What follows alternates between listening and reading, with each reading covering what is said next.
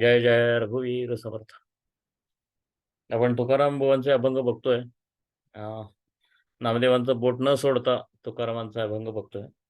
तुकारामांच्या चरित्रांचे अभंगांचं परिशीलन करूयाच आपण.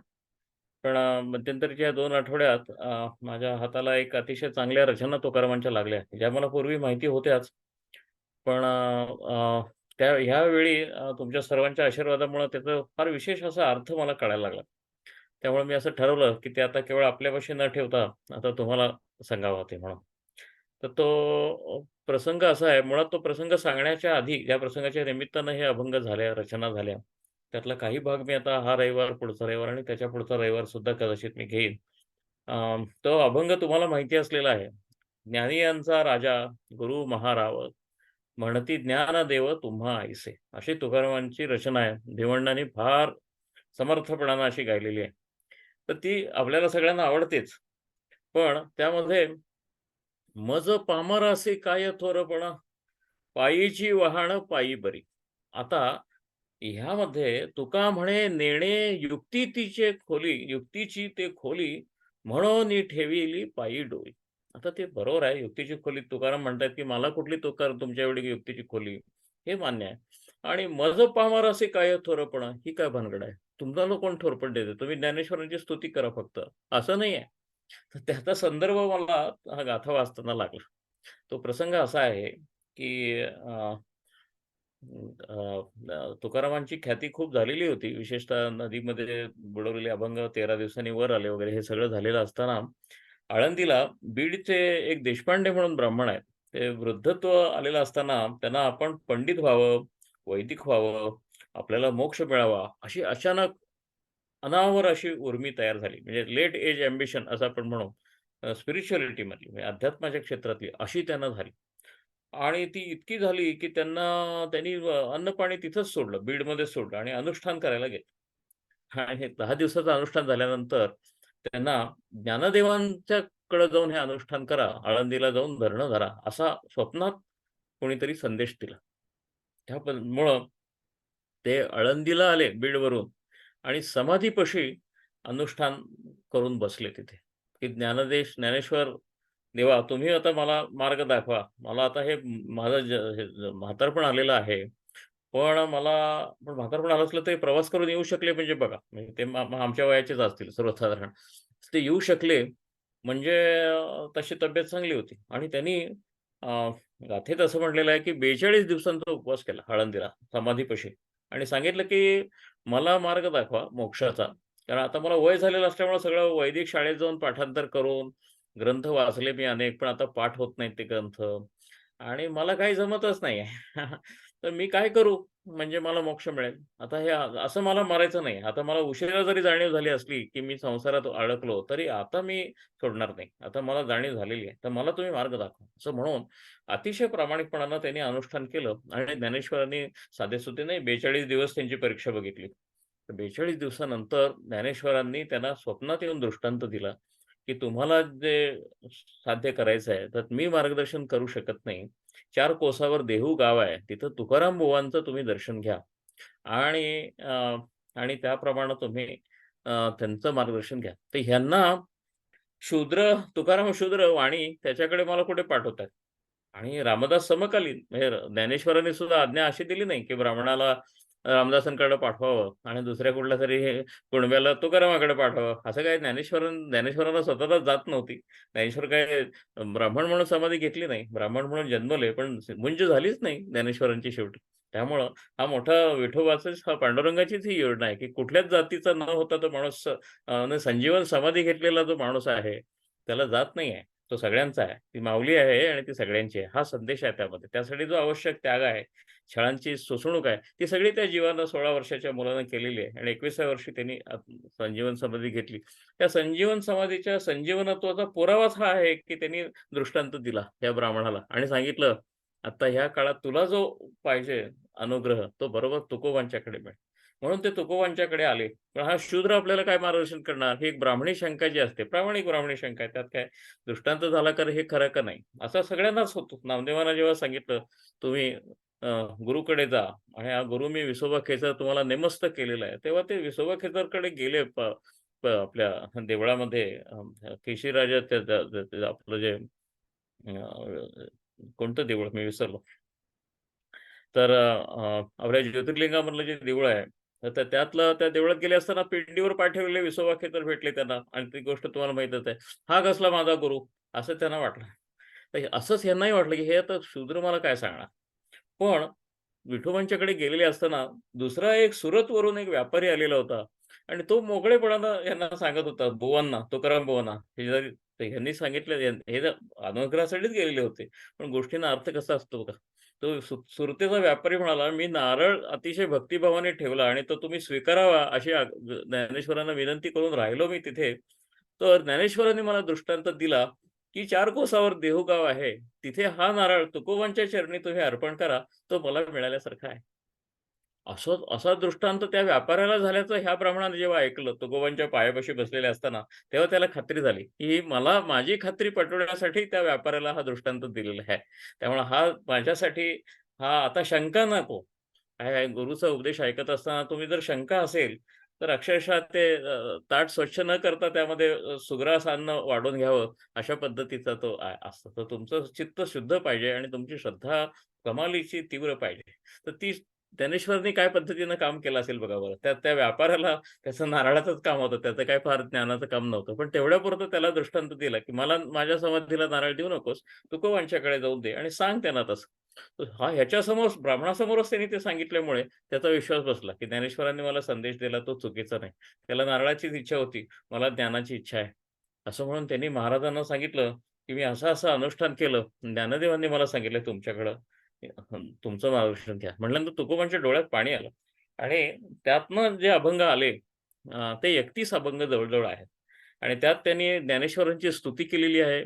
एकूणच भक्ती कशी करावी याच्याबद्दल मार्गदर्शन आहे आणि 11 अभंग हे केवळ उपदेशाचे अभंग आहेत. त्या 11 अभंगांना धरणेकऱ्यास उपदेश असे 11 अभंग सलग आहेत. ते 11 अभंग हे तो ब्राह्मण मीच असं समजून मी वाचायला घेतलेत गेल्या 2 आठवड्यामध्ये.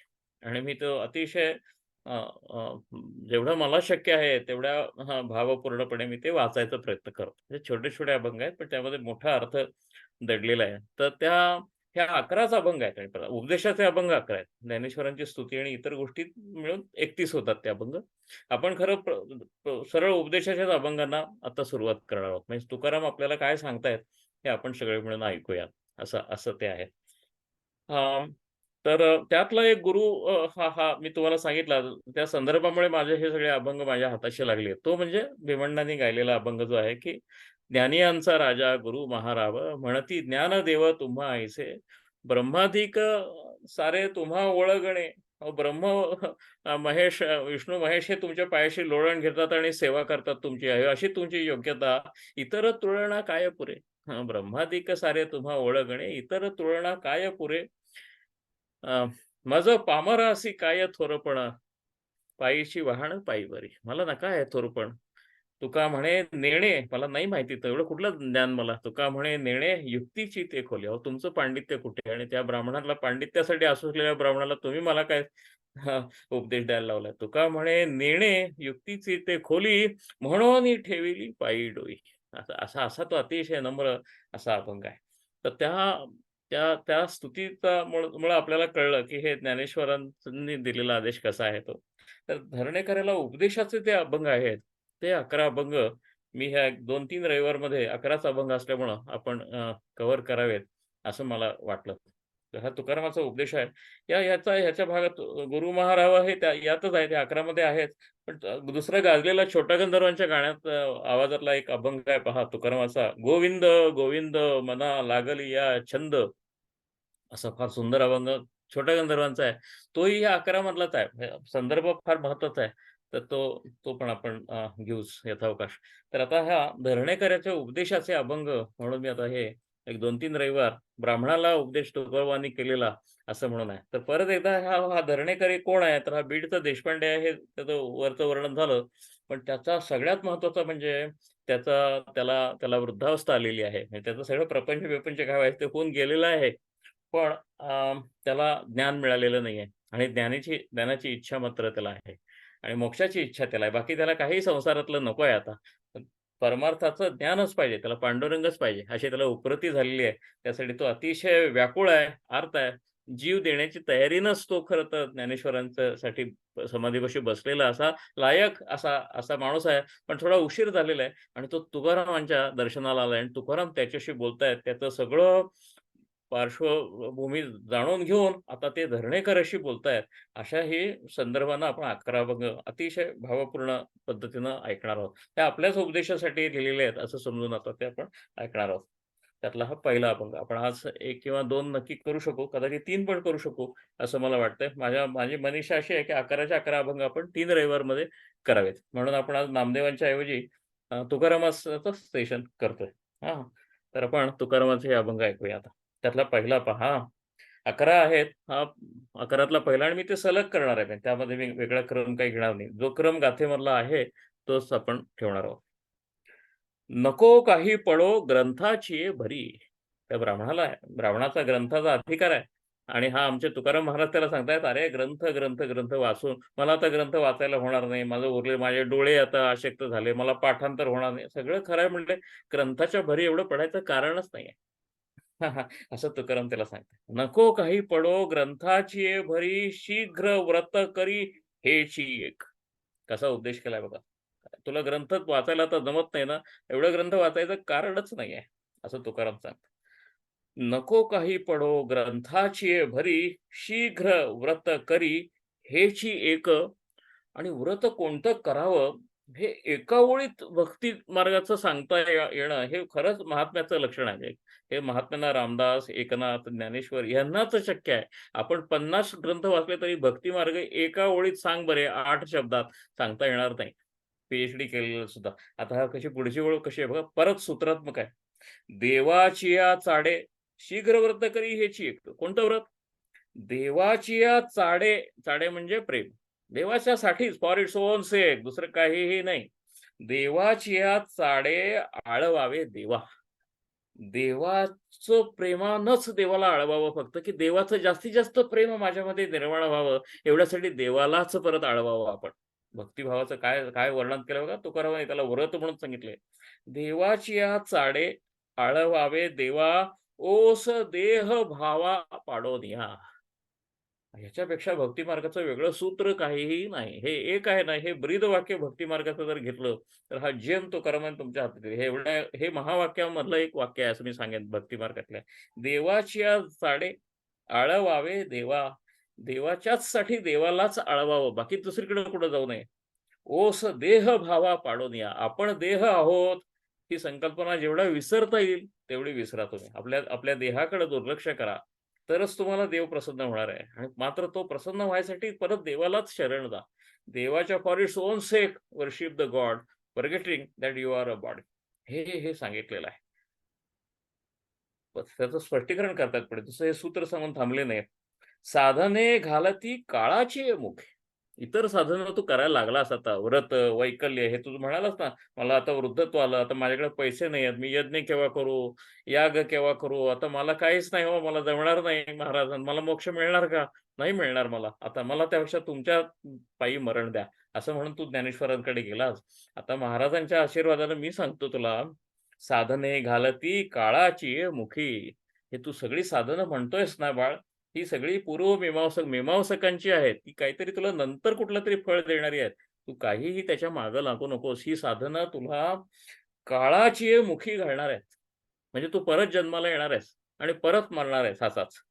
तर ह्याच इतर साधनांच्या मागे लागू नको. साधने घालती काळाची मुखी गर्भवास सेखी न चुकती. परत जन्माला येणार. अरे तू मोक्षासाठी आलायस ना ज्ञानेश्वरांच्याकडे आणि ज्ञानेश्वरांनी पाठवलं म्हणून माझ्याकडे.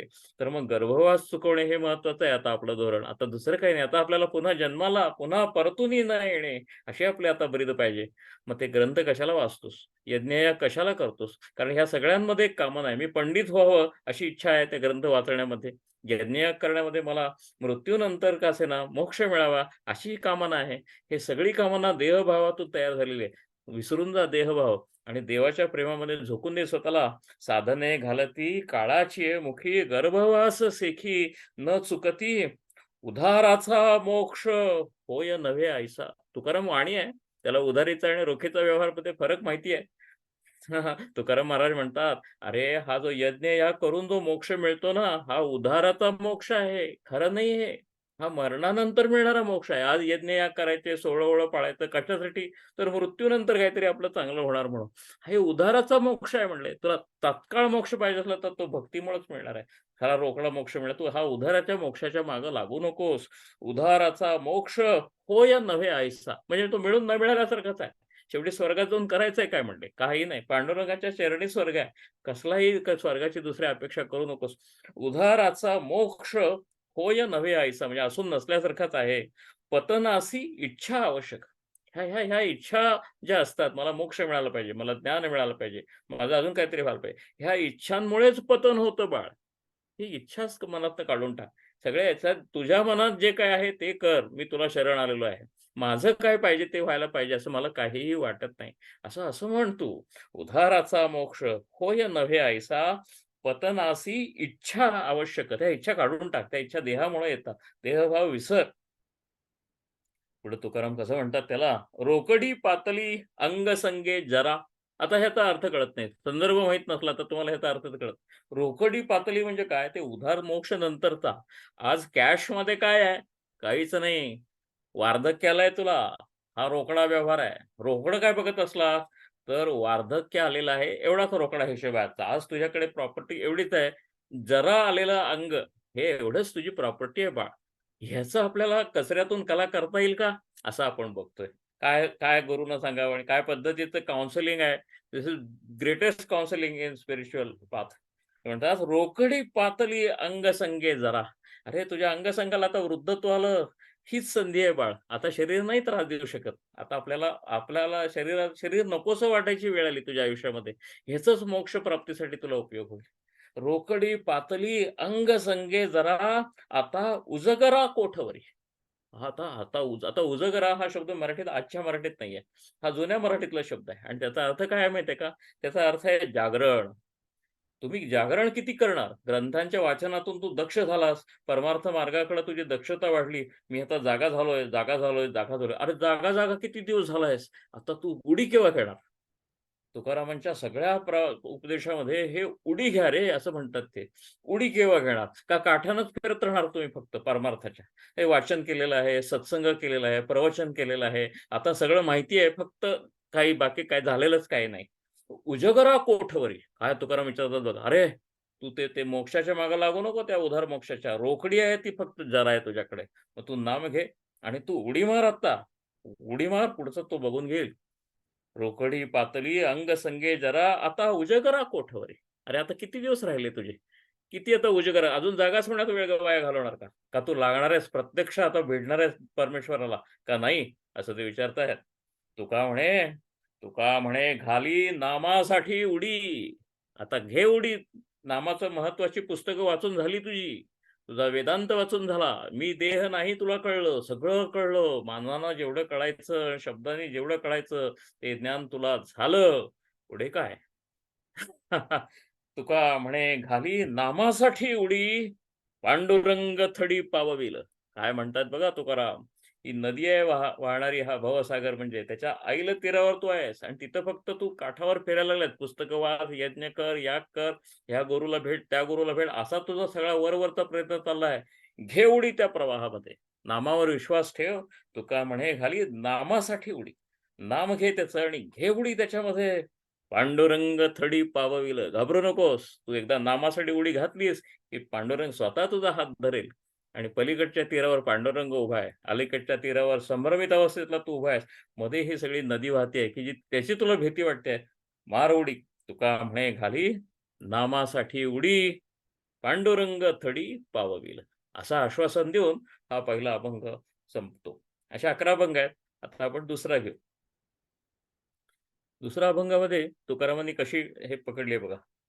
नाही देवापाशी मोक्षाचे गाठोडे. तू देवाला असं म्हणू नको, मला मोक्ष दे, मोक्ष दे म्हणून लागायला लागलायस तू. ते ज्ञानेश्वरांच्याकडे जाऊन तीच याचना केलीस. देवाकडे मला तर मोक्ष पाहिजे, मला जरा आलेली आहे, मला म्हातारपण आलेलं आहे. आता मला मोक्ष द्या नाहीतर मी मरतोच आता. हे जे तुझं आहे, हे बालिशपणा आहे म्हणले. देव जरी तुझ्यासमोर उभा राहिला, तरी त्याच्याकडे नाही देवापाशी मोक्षाचे गाठोडे. असं काय देवाकडे काय गाठोडा आहे काय? तो वाटायला लागला काय मोक्ष तर ह्या घ्या, तुम्ही या मोक्ष घ्या असं नाही, ती प्रॉपर्टी नाहीये काही. नाही देवापाशी मोक्षाचे गाठोडे आणूनी निराळे द्यावे हाती. दुसऱ्याकडे ते ट्रान्सफरेबल प्रॉपर्टी नाही. आपल्याला तिकीट ट्रान्सफरेबल नाही असं आपण म्हणतो की नाही. तसं मोक्ष is not transferable even from God. परमेश्वर सुद्धा मोक्ष देऊ शकत नाही म्हणजे. कारण तुझ्या हातच आहे सगळं. ते तुलाच हात जागे करायला लागणार. ती तुलाच चालायला लागणार ही वाट. ही तुला प्रत्यक्ष परमेश्वर सुद्धा मोक्ष तुला देऊ शकत नाही. असं काय मनाची तयारी एखाद्या भक्ताच्या करायची बघा. हे सगळे असे हे ग्रेडेड असे अभंग आहेत. नाही देवापाशी मोक्षाचे गाठोडे आणोनी निराळे द्यावे हाती. आणि मग इतर मार्गांचा त्यांनी त्यांनी त्यांनी थोडक्यात उल्लेख केला आहे. इंद्रियांचा जय साधुनिया मन निर्विषय कारण असे तेथे. इंद्रियांचा जय कर, इंद्रियांवर कंट्रोल मिळव, मनाचा एकाग्रता साध आणि मन निर्विषय कर. कारण असे तेथे. तुला मोक्ष पाहिजे असेल तर विषय वासनेचं मन घेऊन इंद्रियांवर कंट्रोल नसला तर देव तर तुझ्यासाठी काय करू शकणार? देव म्हणणार तुला ह्या अशा शरीरातनं मला आधी बाहेरच काढायला लागेल. मग पुढचं पुढे म्हणजे मी पुढचा जन्म तुला द्यायला लागेल. पुढचं बघूया बेटर लक नेक्स्ट टाईम. दुसरं काय करणार तू? तुझ्या हातात आहे ते जर तू केलं नाहीस, तर तुला देव सुद्धा तुझी मदत करू शकत नाही असं स्पष्ट सांगितलंय तुकारामांनी. इंद्रियांचा जय साधुनिया मन निर्विषय कारण असे तेथे उपास पारणी अक्षरांची अटी. अक्षरांची अटी म्हणजे जप करणं, जप लिहिणे वगैरे असं जे ब्राह्मणांच्या मध्ये त्या जपाच्या लिहित बसायचं, हा जो प्रकार होता तो साक्षर समाज आहे तो. उपास करणं, त्याची पारणा करणं हे सगळं बरोबर आहे. सत्कर्मा शेवटी असे फळ. तू सत्कर्म कर. हे सगळं बरोबर आहे. उपास-तापास करायला पाहिजेत, पारणी करायला पाहिजे. कारण का? अक्षरांची अटी करायला पाहिजे. मन एकाग्र करायसाठी ज्या गोष्टी आहेत त्या सगळ्या. जप लिहून काढ, बरोबर आहे. पण नुसतं तो जप लिहिलास आणि सबमिट केलास म्हणजे तुला मोक्ष मिळेल असं तू पडू नको. सत्कर्मा शेवटी असे फळ. तुझं कर्म जे करायचं ते सत्कर्म कर. पांडुरंगाचं नाव घेऊन पांडुरंगासाठी कर्म कर, हे जास्त महत्वाचं आहे. तसं न करायच्या ऐवजी मी उपास-तापास केले, मी केवळ एवढा जप लिहिला, 1,00,00,000 वेळा नामजप केला, ह्याला काहीही अर्थ नाही. हे हे कर्मकांडच आहे वेगळं आणि कर्मकांडाचा मोक्ष आहे तो उधारीचा मोक्ष आहे. तुला खरा मोक्ष पाहिजे असेल, तर तुला सत्कर्म करायला लागेल. आदरे संकल्प वारी अतिशय. आता हे थोडंसं जुन्या मराठीचं वळण आहे, त्यामुळे नवीन वाचणाऱ्याला कळत नाही. ज्यांनी तुकाराम सारखं-सारखं वाचलाय, त्यांना अगदी विदाऊट डिफिकल्टी असं असं कळतं. आदरे संकल्प वारी अतिशय. वारी म्हणजे वारणे. वारणे म्हणजे घालवणे. संकल्प म्हणजे आपल्या मनात येणाऱ्या इच्छा, वासना, आकांक्षा ज्या असतात, त्याला आपण संकल्प म्हणतो. हा संकल्प वारी. वारी म्हणजे काय? रिमूव्ह. तुमच्या डोक्यातले संकल्प, तुमचे संकल्प बाजूला ठेवा. परमेश्वराला शरण जा. त्याच्याकडनं जो संकल्प येईल तो घ्या फक्त. तुमचे स्वतःचे संकल्प आता काही ठेवू नका. तुमचा अहंकाराचं हरण करा. संकल्प वारी अतिशय. अतिशय म्हणजे टू द एक्स्ट्रीम. तुमच्या मनातले स्वतःचे जे संकल्प येतात, इच्छा, आकांक्षा, वासना येतात, त्या काढून टाका फॉर गुड. काढून टाका. अतिशय, वारी अतिशय. ह्याचा एक सुद्धा शब्द तुकाराम असा काय म्हणावं त्याला, गरज नसलेला एकही शब्द मंडनासाठी वगैरे असा येत नाही हो. या प्रत्येक शब्दाला अर्थ एवढा असतो. आदरे, आदरे संकल्प वारी अतिशय. संकल्प वारी कर. संकल्प घालून टाक. अतिशय टोकाचा. कसा? आदरे. आता हे आदरे म्हणजे काय? तर आदर करून असं नाही. काळजीपूर्वक एखादा काटा असा वाईट ठिकाणी गेला असेल, तर तो कसा आपण हळूवार काढून फेकून देतो. तसा हा अध्यात्माच्या मार्गावरचा काटा आहे. तुझ्या वासना, इच्छा, आकांक्षा हे काढून टाकणं सोपं नाही बाळ. मी सांगतोय तुला काढून टाक म्हणून, कारण काढून टाकण्याची गरज आहे. निर्विषय मन केलं नाही, तर परमेश्वर तुला थारा देणार नाहीये. पण आदरे, दडपू नकोस. नुसतंच दडपून मी ठेवलाय आणि बाहेर सगळ्यांसाठी मी सद्गुणी एक चारित्र्यवान असा माणूस म्हणून आलेला आहे. त्यामुळे इतर कोणाला कल्पनाच नाही ह्याच्या डोक्यात काय-काय संकल्प चालले आहेत. हा जो देखावा आहे, त्या देखाव्याला परमार्थ मार्गामध्ये काही अर्थ नाही. हा वरवरचा गुणीपणा आहे, तो समाजात तुला स्थान मिळवून देईल आणि बरोबरच आहे ते. तसं बना सज्जना भक्ती पंथीची जावे वगैरे सगळं सगळं बरोबर आहे. पण ते इतरांसाठी नाहीये. ते स्वतःसाठी करायला पाहिजे. चारित्र्य आहे ते समाजासाठी आहे. तू स्वतःवर इम्प्रेशन मारण्यासाठी चारित्र्य नाही. ते पुरेसं नाही. ते आवश्यक आहे, पण पुरेसं नाही. नाही का? तर म्हणून तो म्हणतात, की "आदरे संकल्प वारी अतिशय." याचा विचार करून तू आदर आहे. त्याचं ते सेटल गोष्ट आहे. त्याच्यावर विचार कर आणि ते ते काढून टाक. त्याचा त्याला सन्मान दे. त्या संकल्पाचा आदर कर आणि मग बाहेर काढून टाक. आदरे संकल्प वारी अतिशय सहजते काय दुःख जाणा. आणि मग तू जसं संकल्पाचं काटे जसे काढून टाकशील ना, तसं तुला दुःख ते काय, हेच कळणार नाही. का लोक होतात दुःखी, असं तुला वाटायला लागेल. सहजते काय दुःख जाणं, असं म्हणतात. कारण हा दुःखी झालेला जीव आहे. अध्यात्माच्या मार्गावर दुःखी झालेला एक ब्राह्मण म्हातारा निष्ठेनं बरं का आलेला आहे महाराजांच्या पायाशी, हे तुम्ही लक्षात घ्या. आणि म्हणून ते त्याला म्हणतायत, "अरे बाळ दुःखी दुःख, दुःख काय ते तुलाच वाटेल, अरे काय दुःख, कशाला झालं होतं आपल्याला दुःख?" कारण ते संकल्पापोटी दुःख आलेलं असतं. संकल्पच वारी, अतिशय टोकाचा. आदरे संकल्प वारी अतिशय, सहजते काय दुःख जाण. सहजपणानं तुला रे दुःखरहित होऊन जाशील. स्वप्नीच्या घावे विवळसी वाया. अरे हे स्वप्नातले घाव आहेत तुला जे आता पडतायत ते. त्या स्वप्नातनं जागा होणं म्हणजेच मोक्ष आहे. या स्वप्नातच मला एक मोक्षाचं आणखीन एक स्वप्न पडू दे, असं नको तू करू. गडबड करू नकोस. Don't get confused. ह्या स्वप्नातून हा जे प्रपंच आहे, मी करता आहे, मला आयुष्यात फ्रस्ट्रेशन आलेलं आहे, दुःख आलेलं आहे, आता मला सुखाची अपेक्षा आहे. हे जे सगळी भानगड चालली आहे ना, हेच एक स्वप्न आहे बाळ. हे मायेमुळं पडतं तुला. ह्या स्वप्नातून तू जागा हो आणि स्वप्नीच्या घावे विवळसी वाया. एखाद्या स्वप्नात घाव पडतो आपण आणि तर त्यातनं जागा झाल्यानंतर कळतं, अरे काय आपण वरून पडलो नव्हतो, परीक्षेत नापास झालो नव्हतो, काहीही झालेलं नव्हतं. आपण स्वप्नात होतो फक्त.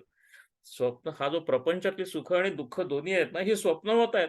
पांडुरंगाचा साक्ष ठेव, त्याला शरण जा, त्याचं नाम घे, उडी मार डोहामध्ये त्या आणि मग तुला कळेल, अरे हेच स्वप्न आहे. या स्वप्नाचा तू साक्षी होऊन ते स्वप्न भोगशील आणि मग स्वप्नाचा घावाचं काय किती वेळ खोळ्यासारखं रडत बसणार. स्वप्नीच्या घावे विवळसी वाया, रडे रडतिया सवे मिथ्या. आणि इतर असेच आहेत ना खोळे अज्ञानी लोक, ते रडत बसलेले आहेत. त्यांच्यावर तूही रडत बसलेला आहेस, पण त्यांना मोक्षाची आकांक्षा नाही, तुला आहे. रडे रडतिया सवे मिथ्या. खोटं आहे. खोटं रडणं आहे ते. काही रडू नकोस, यातनं बाहेर पड. असं ते तुकाराम त्याला सांगताय. तुका म्हणे, "फळ कशाला आहे सगळं शेवटी? फळ कुठं आहे या सगळ्या साधनेचं?" तुका म्हणे, "फळ आहे मुळापाशी." बघा बरं तुकाराम कसं सांगताय. तुका म्हणे, "फळ आहे मुळापाशी." मूळ म्हणजे काय खरं? "शरण देवासी जाय वेगी." परत एकदा शरणभाव सांगतात. कसलाही शब्दज्ञान नाही, कर्मकांड नाही, काही नाही. मन शुद्ध कर, चित्तशुद्धी कर, निर्विषय कर, स्वतःचे संकल्प सोड, नामाच्या डोहामध्ये बुडी घे, पांडुरंग थडी पावबिल यावर विश्वास ठेव. तुका म्हणे, "फळ आहे मुळापाशी, शरण देवासी जायवे." आणि शरणभावानं देवाकडे वेगानं निघ, त्यातच मोक्ष आहे.